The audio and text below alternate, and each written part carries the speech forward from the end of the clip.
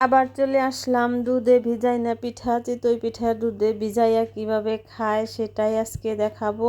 আর গ্যাসের চুলায় নাকি পিঠা হয় না, তাই আজকে আমি সেই পিঠা বানিয়ে দেখাবো। গ্যাসের চুলা দেখেন কত সুন্দর পিঠা বানাইছি। পিঠাগুলো এখনই একবারে নরম হয়ে ভিজে গেছে গা। তার জন্য আগে আমি গুড়টা বাইঙ্গা নিমু। ওদিকে আটা গুলাই আমি রাইখা দিছি কিছুক্ষণের জন্য ভিজিয়ে।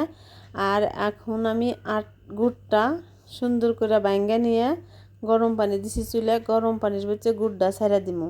গুড়টা আলাদা জাল দিয়ে নিমু।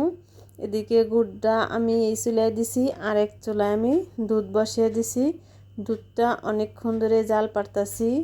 আর দুধটা যত জাল পারবেন পিঠাটা খেতেও অনেক ভালো লাগবো। আমি দুধটা মেলাক্ষণ বইরা জাল দিছি, জাল দেওয়া হয়ে গেছে গা। এখন এই চুলার থেকে দুধটা আমি নামিয়ে রাখবো। রাইখে পিঠার খোলাটা দিয়ে দিব। আর পিঠার খোলাটা আমি আজকেই নতুন কিনে আনছি, তাই তো এর আগেও কয়েকটা পিঠা বানাইছি, নষ্ট হয়ে গেছে গা।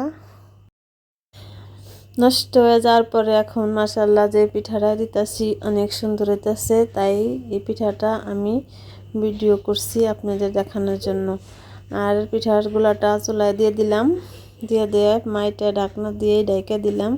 দেখেন মাশাআল্লাহ পিঠাটা কিন্তু অনেক সুন্দর হয়েছে। এরকম ছিদ্রে ছিদ্রে জালি জালি হইলে পারে সেই পিঠাটাই অনেক সুন্দরভাবে ভিজে। দেখেন কি সুন্দর হয়েছে পিঠা।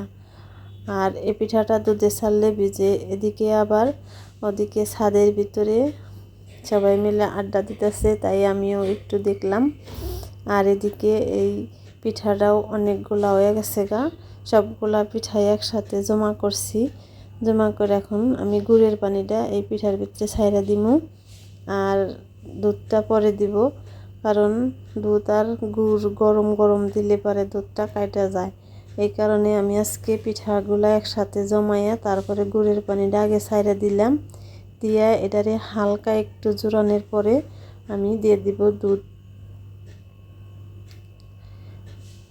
এভাবে নাড়াচাড়া করে একটু জুড়িয়ে নিব, নিয়ে এখন দুধটা ঢেলে দিমু। তাই আর কাইটা যাওয়ার সম্ভাবনা থাকবো না। আর সবগুলা পিঠাই আমার এই জায়গায় ভিজানো হয়ে গেছে গা, তাই তো দুধগুলো এখন দিয়ে দিতেছি। দিয়ে ভালো করে নাড়াচাড়া দিয়ে নিমু। আর পিঠাগুলোও কিন্তু অনেক সুন্দর হয়েছে। আর রাত্রে থাকলে পরে ভিজা আরও সুন্দর হইব। আর দুধের পিঠার ভিতরে যত দুধ ঘন করে জাল দিবেন পিঠাটা খাইতেও তত ভালো লাগবো। দেখেন এখনই দেখতে পিঠাটা কি সুন্দর। তারপরে সকালে যে দেখেন সকালের অবস্থা, পিঠাটা অনেক সুন্দর ভিজছে, চামচ দিয়ে তোলা যেতেছে না। ভালো থাকবেন সবাই, এভাবে আপনারাও বাসায় বানিয়ে খাবেন। আসসালামু আলাইকুম।